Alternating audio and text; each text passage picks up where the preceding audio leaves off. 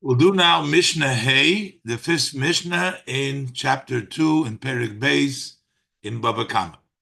Zog the Mishnah Shoir Hamazik Birshus Hanizak. As we learned before, there are two types of damages. There is a damage which is a natural damage, which the animal damages while it's walking or while it's eating. It's doing its natural thing. And then you pay a full nezek, the full damages. If the animal goes ahead and eats up or tramples in its usual way, and it goes into somebody else's property, damages it, it'll have to pay a full nezek. But then we have a shir hamazik. A shir hamazik is an unusual, an ox that does damage. So over there, Birshus HaNizek, if it goes into the domain of the Nizak, so here we'll have a disagreement between Rabbi Tarfon and the Chachamim whether you pay a half a Nezek or you pay a Nezek Shalom, the full Nezek. The example for the example of a what is called an unusual way of damages. So, like we said, there's a shoir hamazik. Mazik means it does damage, or it's an ox that does things in a natural way. So, damages that it does in a natural way, the owner should expect that the animal is going to behave in its normal way, going to do the damage, and it's his responsibility, the owner's, to make sure that it doesn't do the damage. But if the mazik, if it's an ox that is mazik, which it does in a non-natural way, the owner didn't have to expect that his ox is going to behave in a not normal way. The Torah therefore says you have to pay only a half a nezek. But this is clear when the mazik does damage in the public domain where everybody has a right to be. But when the mazik, the ox, does damage in the private domain of another person, so even though it's an unusual act for the animal to do, uh, but still it's somebody else's property. So whether over here we have a disagreement whether you're going to be chayiv a half a nezek like in the Rishus Harabim or a nezek shalom. But first of all, the Mishnah says ketzad. What does it mean when the ox does damage? So the Mishnah says either nogach, if it gores. These are all sort of violent behavior acts of the animal. The unusual, the unexpected. So whether it's nogach, which is goring, or nogaf, or it's pushing, or noshach, it's biting, or rovatz, or it leans down, sits down to break something, or boat, or it kicks. These are all expressions of violent behavior on the account of the animal. And therefore, we'll see in a minute. So Rashi, the Bartanura says, Nogach, Noga, v'chulu. Kulon tuldes kerenheim. These are all considered derivatives of keren. As we said, goring, that's the nogach. All that's the unusual. The Torah says a keren that when it gores, you pay a half a nezek. So B'Rishus Harabim says the Mishnah Mishalom Chatzi Nezek. So if it's in the public domain, then we know that you pay half a damage. That's not a question. What happens if Birshus Hanizek? If it's in the domain of the one that was damaged. So on one hand, there's an argument that the owner of the ox didn't know that his ox is going to behave violently. He didn't expect that. So therefore, and we're talking about a tam the first three times. So therefore, he is only going to pay half a nezek. So Birshus Rabim is Mishalim Chatzi Nezek. In the public domain, you will pay only a half of the damages. But Birshus Nizek, where you also didn't have a right for your animal to be, you bring it into somebody else's property. The fact that you didn't expect your animal is going to go, okay, but what is the other one's fault? So if you're going in the public domain where you both have rights to be, and your ox goes and gores, does something unexpectedly, the Torah was compassionate and said, okay, a half of damages is enough. But if you go into the domain of the person you damaged, you have no rights to be there. So here we have machlokes. Rabbi Tarfon Oimer Nezek Sholem. He says you're going to have to pay a full nezek if you're in the domain of the one who you hurt.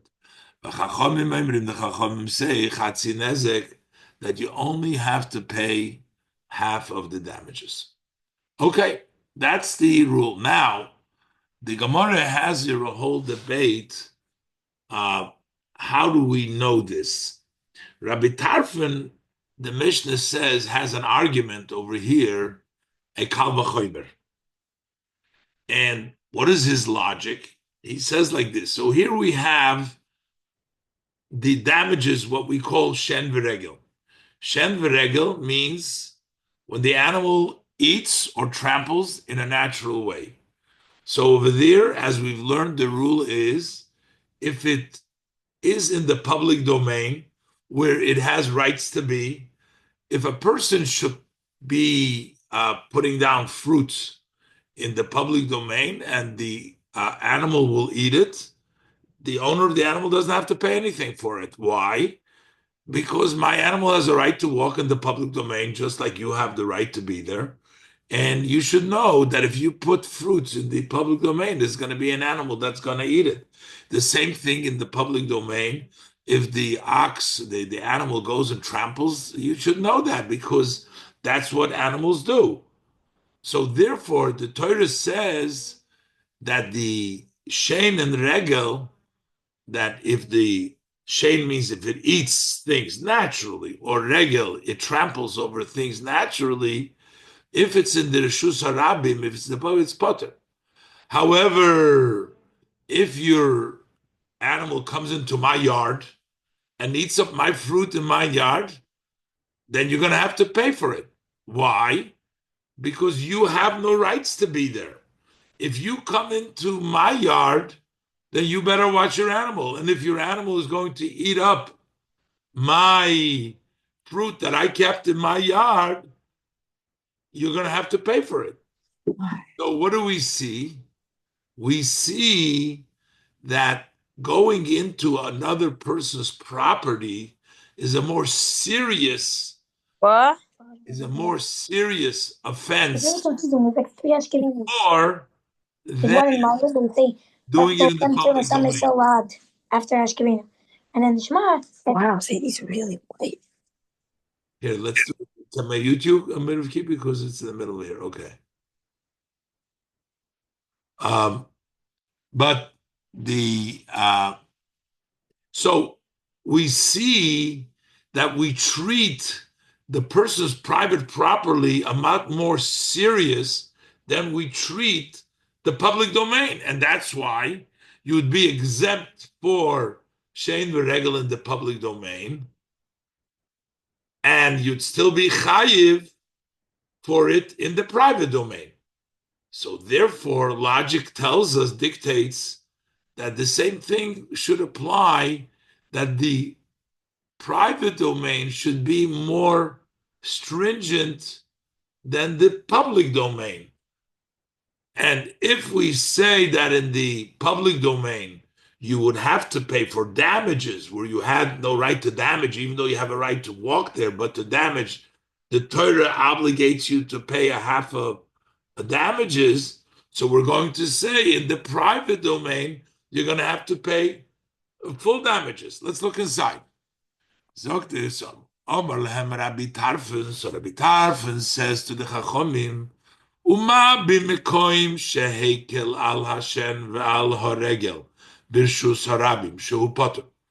If in a place where the Torah was lenient, it said less payment for the tooth, eats naturally, regular, it walks naturally. In the public domain, the Torah was lenient. The Torah says shehu potter. And still the same Torah said, if the Shein and the Regel will be in a private domain, even though it's a natural act, Hechmir Aleihem Birshus Hanizik, but the Torah was more strict on them. In the domain of the one who was damaged, L'Shalem Nezik Shalom, you're going to have to pay up full damages. So therefore, since we see that the private domain is a more serious offense than the public domain, so Mekoim shehechmir ala keren birshus harabim l'shalom chatzi nezek. The Torah was stringent for the keren in the rishus harabim to pay half of the damages. So it's not totally potter, but you pay half. In other words, the Torah didn't fully exempt you. So what should be the Einodin shenachmir aleho birshus hanizik l'shalom nezek shalom? Isn't it logical? Doesn't it make sense that we should be stringent in the domain of the one that damaged? If the ox gores, nogach noshach rovas bari, did all these things, that he should pay l'shalom nezek shalom, because it's stringent. So the shein v'regel pay nothing in the rishus harabim. In the private domain, they pay full. So the keren that pays chatzi nezek in the rishus harabim should pay full in the rishus hanizek. Amruloi, and the Rabbanan responded to him, Dayoy labo min hadin liyes kinidon. This is a general rule that we have. We actually learn it out from the Torah. We'll see in a minute. That means that it's sufficient. Something which you learn from a din, from a kal v'chomer, from a foratory, liyes kinidon, that it should be like the one you learn it out. Where are you learning it out? You're saying because Keren that pays a half a nezek in Rishus Rabim, you can't up it and to say, oh, in the Rishus HaYochid, in Rishus HaNizik, you should pay a nezek shalom. You can't jump it. You can only do the extent of what the payment is in the Rishus HaRabim. So even though you say the Rishus HaYochid is more stringent than the Rishus HaRabim, but you can't make the payment more than the payment of the Rishus Rishus HaRabim. Since Nini wants to be admitted. What? Who? I just Nini. did. I just did admit her. So I think I did. Yeah, Mimi, you're on? I think I did. Mimi, are you on? I'm in now. Thank you. Yeah, okay. So, Okay. so therefore, I'll get it open for you. we cannot go on. Let's do the Bartanura. Keren Birshus Hanizak. This learning the payments for the horn, for the damage of the horn, Birshus Hanizak. Sha'ato mevi midin Keren Birshus Harabim. You bring this in. You learn it out from the Keren Birshus Harabim. I'm going to go quicker because I'm going to try to stick to the time. So Duka Amret Keren Shehechmir Allah Birshus Harabim Einedin Shenachmir Allah Birshus Hanizak. You said that if we are strict with the Keren Rishus Harabim, we should definitely be strict with it in the Rishus HaNizik. So the Keren, which is lenient, only half, but in the Rishus Harabim should pay full in the Rishus Harabim. Can't do that. It is enough that we'll keep it treated like the case before us, like the Keren Rishus Harabim.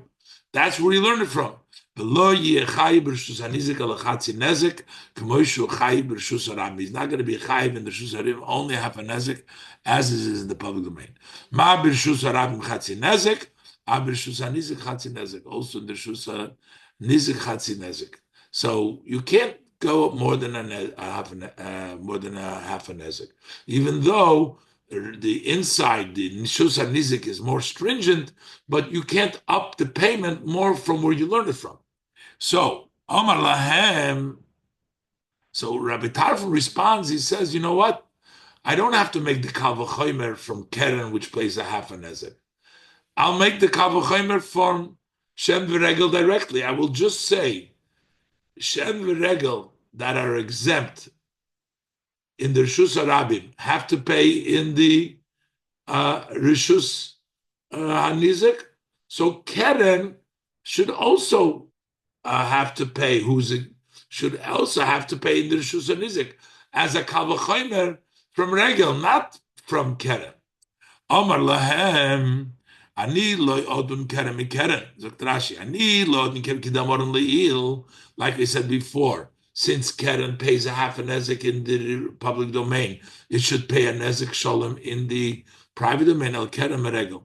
But I'm going to learn Keren for Regel. Mokoim shehechmir olav b'shem v'regel. Einay din shenachmir b'Keren is not a kal v'chomer that we should be strict by Keren, which means Keren is learned not from Keren, but Keren is learned from Regel. And he explains, Ani odin Keren Regel. Uma b'koim shehekel ala shein v'ala regel b'shus rabim. Look, the Torah was lenient, shein v'regel and shus rabim, that it's potter. Hechmir b'Keren. Forget about half a nezek, full nezek. We know that Keren is more stringent than Regel, because Regel is potter, and Shusarabim Keren is Chayv. So Mokem Shehichmer Al Shem Regel B'Shus HaNizik, where it's more Chumrah, and you pay. I'm telling you how much.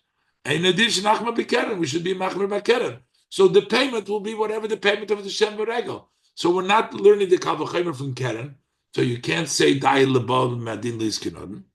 So the answer, it's still because the only way you know that Shen is more stricter than Regel, than Keren, Shen Regel is stricter than Keren, is because Keren pays a Chatzi Nezek. Since you bring in Keren a Chatzi Nezek, we are still using Keren, so we can't pay more than Keren in the Rishus Harabim.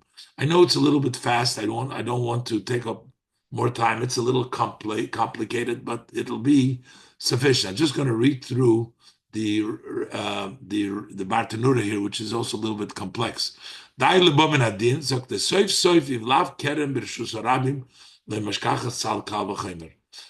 not Keren b'Rishus Harabim that pays a half a nezek, you don't have a kal v'chomer.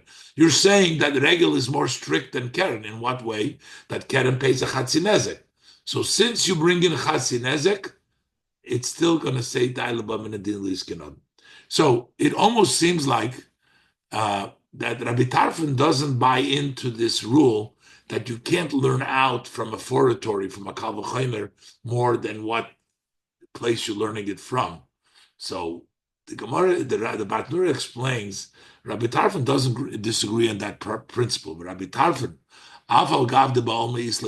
although generally he does hold the Daya, that's a Torah concept to say. The Ksiv, he brings the pasuk when the Eibishter was upset with Miriam because Miriam spoke bad about Moshe Rabbeinu. So what does the pasuk says? The pasuk says if the father would have been angry at her, she would be ashamed. She would be put aside for 7 days if the father yelled at her. So for sure the divine, which is stronger than the father, you should be separated. She should be closed up for 14 days. Ella, but since it's sufficient, something that you're learning out from a kal v'chomer to be like the case, hilkach tisoger shivas yomim v'suloi. That's why we're locked her up for 7 days and not more.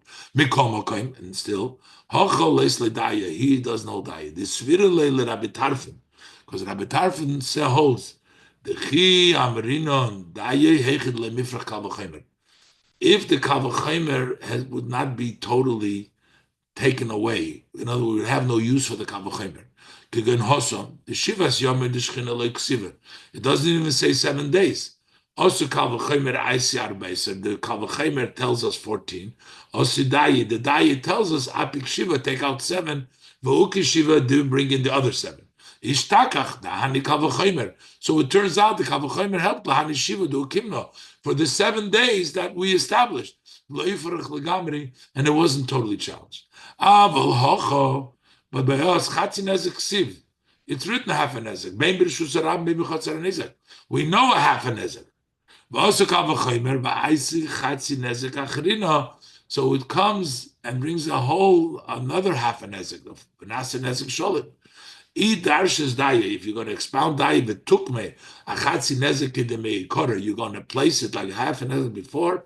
Ifrich le kavachemer, the kavachemer will be useless. Lahani v'lemidi doesn't help anything. But abonon sabri, da'afilech the mifrich kavachemer amrina daye. They say we still say daye. V'alocha kechachomim. That the bottom line is that birshus hanizik or birshus harabim, Keren only pays a chatzi nezek. Ma birshus harabim chatzi nezek. A birshus hanizik chatzi nezek. Of course, we learned this Linu Nishmas Levi, and I just want to finish off today in the Rambam. We learned that he brings down the pasuk b'chol eis yiyu bonecha levenim.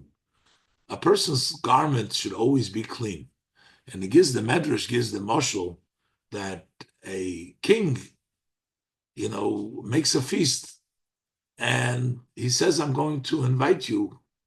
So the smart person always has clean clothes, he's always washed, he's combed, he's ready for the party. So whenever the king calls you, he's ready. And this is a metaphor that the Rambam brings down in Hilchos Tshuva and Perek Zayin, today's Shurat Rambam, that a person never knows when Hashem is going to call them. Hashem calls them in Olam Haba, that's calling him to in the world of truth, and the person never knows. So the Rambam brings from this pasuk, a person should always be in the level of tshuva. A person should never say, "Oh, you know what? When I'll get old, then I'll do tshuva." And then, but your clothing should always be clean, spotless, which means you always expect. And we see this in our own eyes that Levi was in such a high madrege that his clothes were always clean. He was always fully engaged, fully devoted, a full chassid, a full Yerushalayim, a full Baal Midas Toivus in every aspect that he did.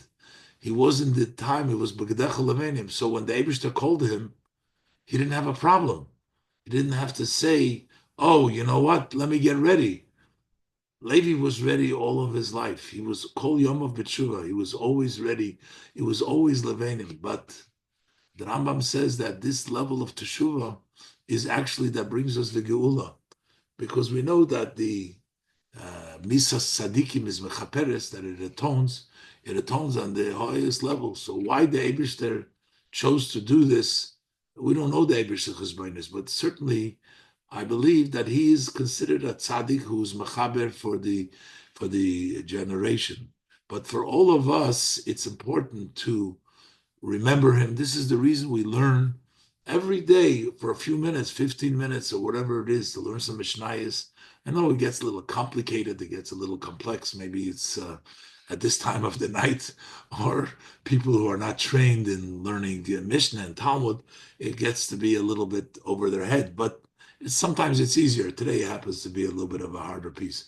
But the point here is that we have to continuously unite with his memory, but it's not to say oivei and cry and mourn for him, which of course we all have the hole in our heart and we all miss him and it's all good, but we have to make sure to perpetuate his memory, to continue his legacy.